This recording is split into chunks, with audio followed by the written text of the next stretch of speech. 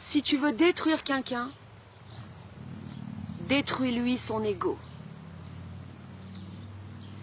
Dans cette vidéo, je vais parler de la confusion qu'il y a entre l'orgueil et l'ego.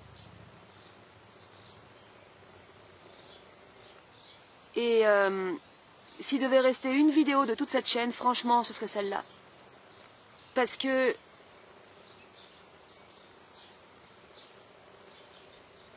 ça met en lumière une sacrée grosse merde.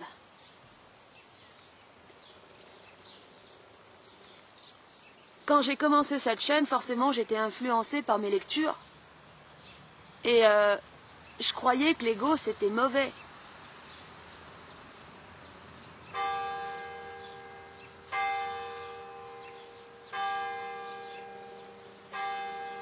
Les religions ont toujours eu pour objectif d'ôter à l'homme son pouvoir et sa puissance, de le réduire à l'état de créature soumise à une entité extérieure. Les religions ont toujours eu pour but de détruire l'ego de l'homme. Et en parlant hier avec un ami, apparemment Nietzsche l'avait capté. Moi, je me rappelais pas que Nietzsche avait dit ça. Et alors aujourd'hui, c'est énorme. Mais alors énorme de chez énorme. Il y a plein d'analogies qui se sont faites dans mon esprit. Et je dois certainement pas être la seule. Ça, c'est sûr. Mais je vais vous partager ces analogies parce que vous allez voir, bah, c'est énorme.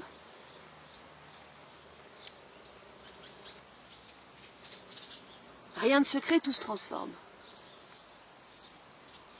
La religion chrétienne n'a pas créé le concept de Dieu et de Satan à partir de rien. Il y avait déjà des formes préexistantes qui ont été réutilisées. Simplement, la religion chrétienne, c'est un monothéisme, ou plutôt un bithéisme, parce que ça soutient l'existence d'un Dieu séparé d'un diable.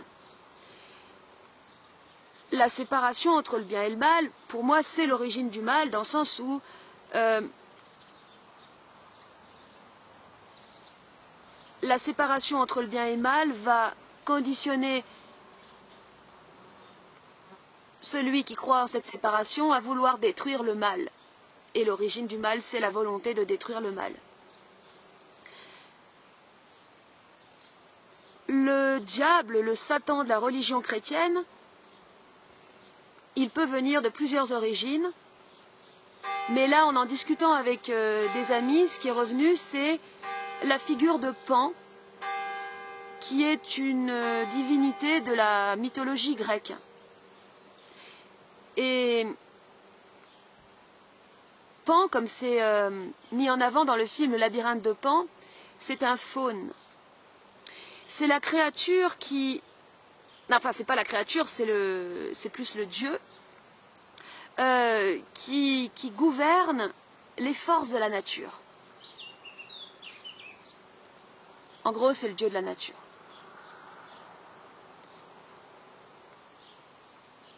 Il est représenté mi-homme, mi-animal,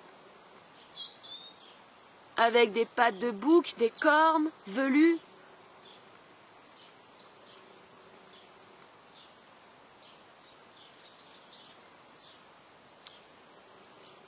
Et dans la mythologie grecque, il n'y a pas d'association de bien ou de mal à ces dieux, puisque tous ces dieux sont nécessaires pour constituer la cosmogonie de l'univers. C'est la religion monothéiste, ce sont les religions monothéistes qui ont ensuite, par la suite, associé des valeurs de bien ou de mal. Puisque le principe même de la religion monothéiste, c'est la séparation entre le bien et le mal. Et le fait d'associer à Satan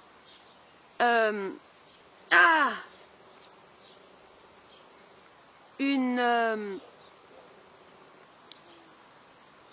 valeur négative. Satan, c'est le mensonge, la duperie, la malice, le serpent qui séduit Ève et qui propulse, qui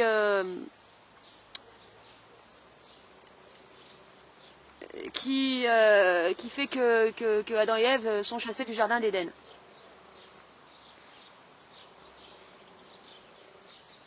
Donc, Satan, c'est le mal à combattre, c'est ce qui vient détourner l'homme de la voie de la vérité, de la voie de Dieu. Et aujourd'hui, Dieu et Satan, c'est plus à la mode. Bien sûr, bon, la religion chrétienne, elle est encore d'actualité, hein, bien sûr, mais ça reste... Enfin, c'est en voie d'extinction quand même. Ce qui a pris le dessus, c'est le New Age, mais le New Age, c'est un mot valise pour désigner tout un tas de choses. Le travail sur soi, aussi.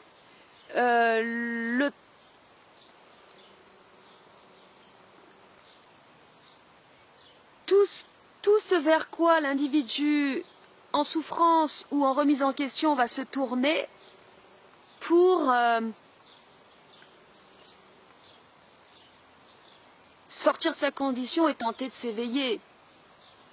Et dans ces approches-là, qu'est-ce qui est pointé comme étant le mal, comme étant mauvais? C'est l'ego.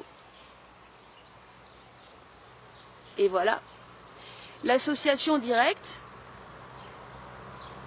qui peut être faite entre Pan, le diable et l'ego. Le diable contemporain, c'est l'ego. L'ego, c'est le mal suprême à combattre.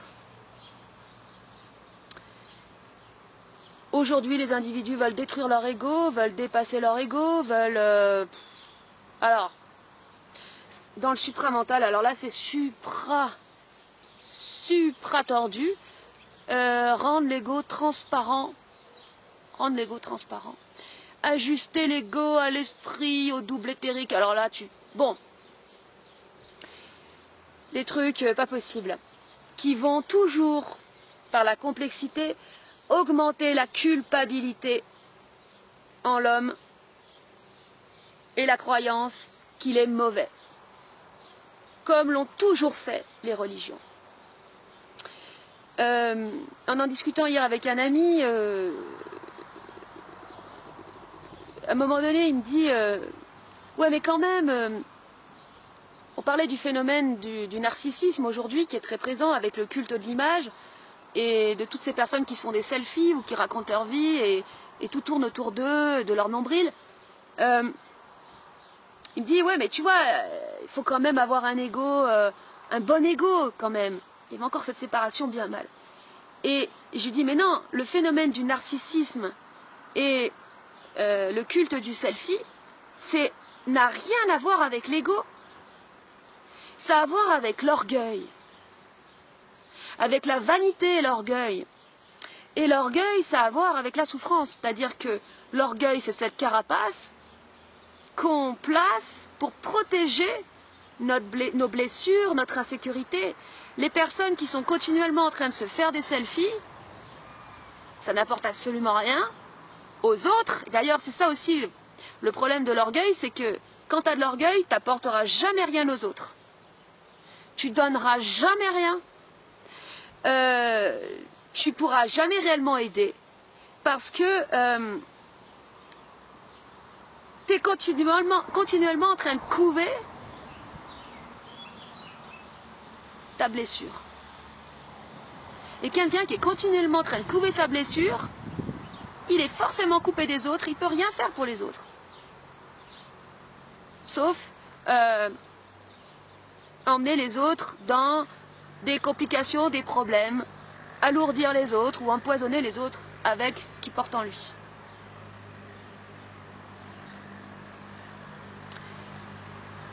Donc le phénomène du selfie, c'est simplement des personnes en grande insécurité intérieure qui ont besoin de chaque jour de renforcer la couche de leur orgueil. L'ego, qu'est-ce que c'est? Bon, selon moi, c'est ce qui te permet de t'affirmer. C'est également ce qui te permet de te faire respecter. C'est également cette part d'agressivité saine ou d'agressivité intelligente que tu mets au service du déploiement de ta créativité. C'est-à-dire qu'il ne peut pas y avoir de créativité sans agressivité. Michel-Ange, pour tailler un bonhomme dans un bloc de marbre, il lui a fallu beaucoup d'agressivité. Beaucoup d'ego. Beaucoup d'identité. L'ego, c'est ce qui te permet d'avoir de l'identité. D'avoir de l'individualité aussi. C'est positif, l'ego. C'est positif. L'agressivité intelligente, comme quand je parlais de conscience agressive, c'est-à-dire la conscience agressive, c'est que si tu veux que ça connecte dans ta tête, si tu veux que ça fuse, va falloir te secouer, va falloir te réveiller un peu. Si tu as la tête dans le cul et que tu as de tension, ça va pas fuser, ça va pas, il va pas se passer grand-chose, quoi. Cette agressivité, en fait, c'est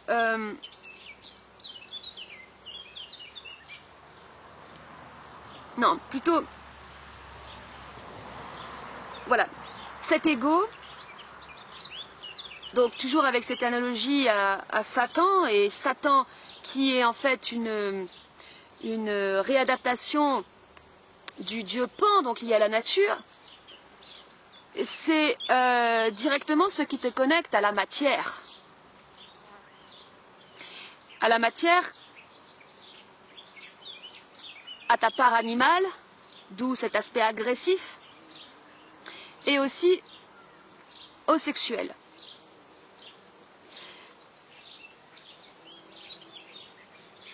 Les personnes qui ont détruit leur ego, c'est monstrueux. C'est monstrueux et c'est terrible. Ce sont des personnes qui n'ont plus aucune identité. C'est des personnes qui ne savent plus s'exprimer naturellement. En fait, ce sont des personnes fausses. Et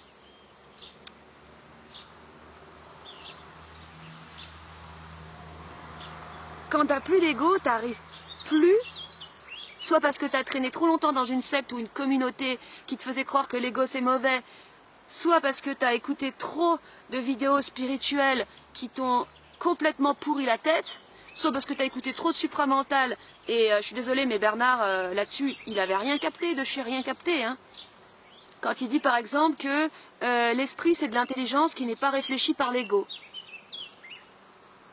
Non, l'esprit c'est de l'intelligence qui n'est pas récupérée par l'orgueil. L'ego ça réfléchit pas, l'ego. L'ego c'est ta force d'affirmation directe. Les personnes qui n'ont plus d'ego ne sont plus naturelles. N'arrivent plus à être naturelles. Elles savent même plus comment faire. Elles sont toutes compliquées dans leur tronche parce que selon tel enseignement, il faut être comme ci, comme ça. Elles n'arrivent plus à être naturelles. Et plus tu détruis ton ego, plus ton orgueil grandit en fait. Parce que plus tu épaissis la couche de la carapace qui protège tes blessures. C'est pour ça que les spirituels sont puants. Ceux qui te disent qu'ils ont dépassé leur ego et tout, en général, ils ont une couche d'orgueil, mais c'est monumental. J'avais donc vu enfin, j'avais capté aussi également une analogie entre notre part animale et la conscience. Il y a un lien direct, d'où d'ailleurs la phrase de Nietzsche, l'homme est une corde tendue entre la bête et le surhumain. Parce qu'en fait, la bête, c'est cette part animale, et le surhumain, c'est quoi? C'est la conscience, en fait, la supraconscience, la conscience. Et l'homme est un pont entre les deux. Le point commun qu'il y a entre les deux, entre l'animal et la conscience, c'est quoi? C'est l'instantanéité. Un animal, il réfléchit pas, ok? La conscience, c'est pareil. Ça se réfléchit pas. D'où l'expression « j'ai eu une prise de conscience ». Une prise de conscience. C'est instantané. C'est direct. C'est à partir du moment donné où tu commences à réfléchir que ça devient la merde dans ta tête. Parce que l'information, elle fait ding, ding, ding, ding, ding, jusqu'à former un nœud. Et ça donne des migraines et c'est la merde.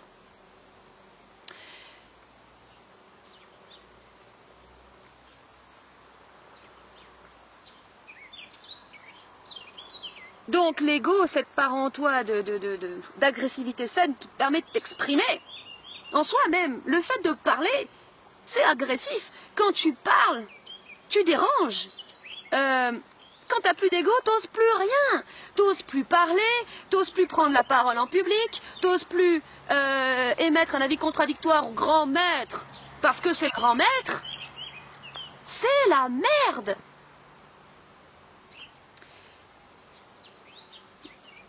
On entend souvent dire que ce qui nuit aux relations humaines, pareil, c'est l'ego. Non, c'est l'orgueil. C'est l'orgueil qui nuit aux relations humaines. Entre l'homme et la femme, quand j'en parlais dans la dernière vidéo, ce sont dans les relations d'amour, ce sont les deux blessures qui s'attirent. La blessure, c'est magnétique. Il y a un phénomène d'attraction, c'est les blessures qui s'attirent. C'est ce qui crée la tension et l'attraction. Deux blessures qui se reconnaissent. Donc, quelque part, deux armures qui vont s'attirer. Parce que qui dit blessure, dit armure qui protège. Nous avons tous des armures pour protéger nos blessures. Donc, deux amoureux, c'est deux armures qui s'attirent. Et c'est pour ça que les relations ne sont pas transparentes. Ou bien alors que tu crois que tu as affaire à quelqu'un, mais en fait, c'est pas la personne que tu croyais que c'était, parce que tu vois simplement un masque, tu vois une armure. Ce qui n'est pas le cas dans les relations d'amitié, parce que dans les relations d'amitié, il n'y a pas besoin d'avoir d'armure, en fait. C'est-à-dire, si tu es bien avec un ami, c'est parce que tu n'as pas besoin de te cacher. Parce que tu peux être tel que tu es sans te prendre la tête. Tu t'en fous, il n'y a pas de jugement. Pas de jugement, pas de tension.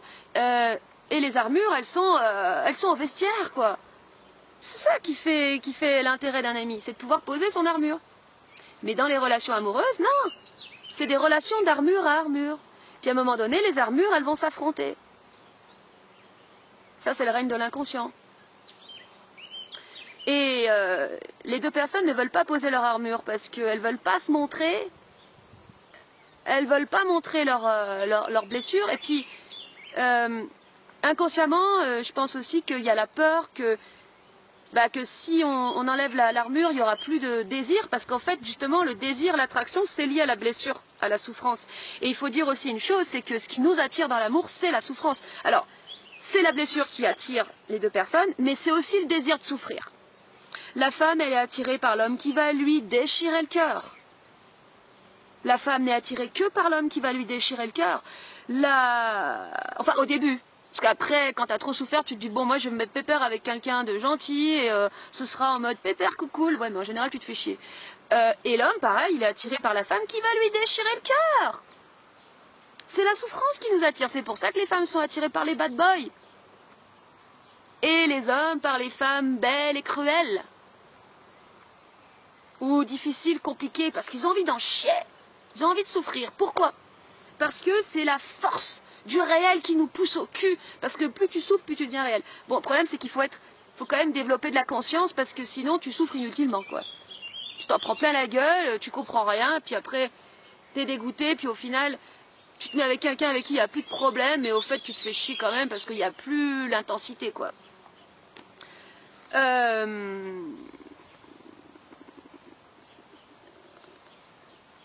Évacuer la souffrance et la cruauté dans les relations d'amour, ça me paraît impossible. Parce que si tu enlèves la cruauté, il y aura toujours un brin de cruauté dans toutes les relations amoureuses. Si tu enlèves la cruauté, ben en fait tout simplement il n'y a plus de goût. C'est fade. C'est fade. C'est sans goût, quoi. C'est le Covid, quoi.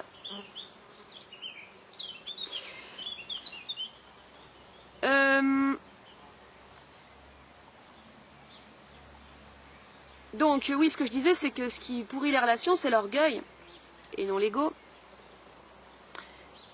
Et c'est ce qui fait que les personnes s'affrontent toujours d'armure à armure. Et moi, j'aime bien, par exemple, affronter les armures. Parce que c'est... Souvent, il y a des gens qui me disent « Ouais, tu me respectes pas. » Ben si, en fait. Ton être, je le respecte. C'est pas respect pour ton être que je viens faire chier ton armure.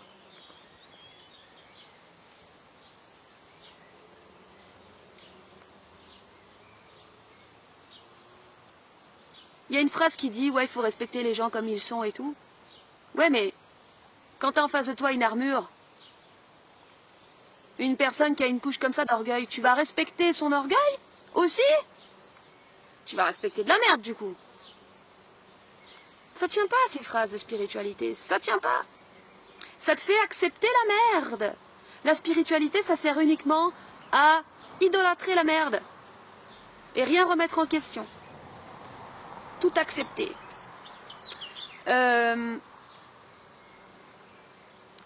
Donc, l'agressivité... Voilà.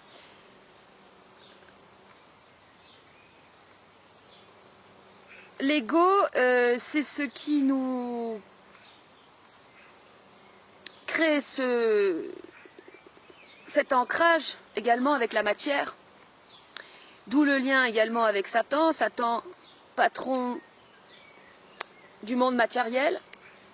Donc directement lié aussi à la sexualité. Parce que la sexualité et la matière, c'est tout ce qui est en bas. Donc, ça va tout ensemble. Ça explique pourquoi les spirituels, ils sont toujours dans le rejet de la matière et aussi du sexuel, qu'ils ne vont jamais être vulgaires, mais non pas parce que, justement par refoulement de la sexualité, parce qu'en fait la vulgarité dans le... Comment dire, je suis pas en train de dire qu'il faut obligatoirement être vulgaire, mais ce que je veux dire, c'est que tu refoules la vulgarité, c'est que tu as un problème. Le refoulement, c'est toujours un problème, c'est toujours une coupure d'avec une partie de soi, qui va être extrêmement malsaine, tout comme dans les religions. L'association de la sexualité au mal, c'est vraiment ce qu'il y a de plus mauvais. C'est ce qui crée les plus grands troubles psychologiques dans l'esprit des gens. Le refoulement du sexuel. Ça rend zinzin. Ça rend complètement neuneux. Ça ne veut pas dire qu'il faille baiser tous les jours. Ça ne veut pas dire ça, parce qu'il y a des personnes qui baisent tous les jours et qui ont un problème aussi avec le sexuel. Ça veut dire que tu es en phase avec, justement, la matérialité. La matérialité en général, hein. La nourriture, ton ego, l'ego qui est directement lié à la matérialité. L'ego, c'est ce qui te permet de pouvoir échanger avec les autres d'égal à égal, en te faisant respecter, en portant ta voix, en osant également, en osant dire des trucs, en osant poser des questions. L'identité également, qui est liée à la matérialité. Sinon, tu es juste un pur esprit. Hein. Un pur esprit qui voltige dans les airs abstraits de l'univers qui n'existe pas. Génial. Oui, aujourd'hui, c'est plus à la mode de parler de Dieu. Hein. On parle d'univers, de source, de divin. Mais la volonté sous-jacente d'ôter à l'homme son pouvoir réel est toujours présente, puisque l'objectif caché de la spiritualité, c'est de détruire l'ego. Ah ouais, j'ai vu une phrase qui circulait comme ça, c'était when the ego dies, the soul awake. Voilà de la belle propagande de merde. Détruisez votre ego, tuez votre ego. On est venu se créer un ego. C'est ça qu'on est venu se créer dans ce monde de matière. C'est l'objectif de la vie.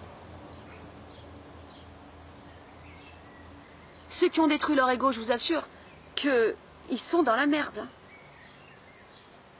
Ah putain, là, waouh. Il va falloir une sacrée force de désir et d'agressivité pour pouvoir à nouveau s'affirmer et s'accepter dans tous ses aspects. Observez comment la sexualité refoule le sexuel. L'homme doit être bon, il doit être éveillé. Il n'a plus le droit d'être un connard ou un salaud. Mais ça, c'est de la belle connerie. Bon, j'ai bientôt plus de temps. Ça, c'est de la belle connerie parce que de toute façon, l'amour, c'est cruel. L'amour, c'est cruel. Tu pourras jamais enlever ça, l'amour, c'est cruel.